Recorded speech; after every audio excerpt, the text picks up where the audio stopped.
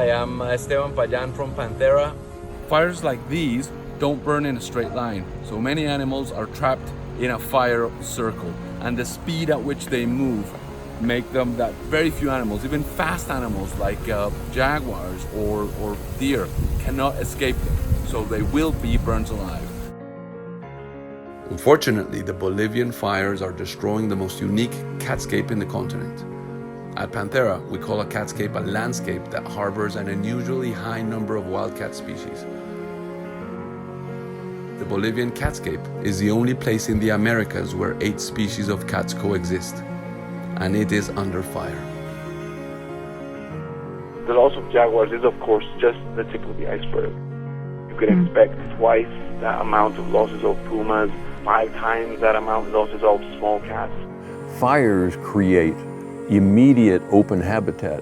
That habitat that's been burned will not support peccaries and tapirs and deer that jaguars rely on.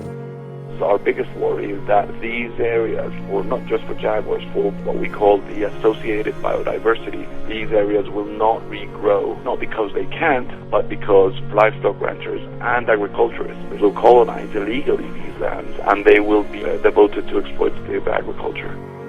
Fire as a threat needs to be prevented, especially around protected areas and high species richness sites. Panthera is going to train local people and protected area staff to manage fires, setting in place prevention measures to minimize fire impacts in wildcat habitats.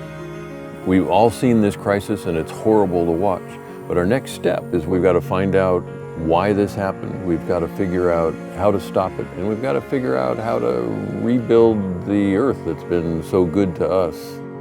How do we take those scarred and damaged lands and make them back into something productive for wildlife? Your contributions today will help fund this increased protection for these fire-prone catscapes through additional knowledge, more training, increased prevention, stronger on-the-ground cooperation, and better preparation.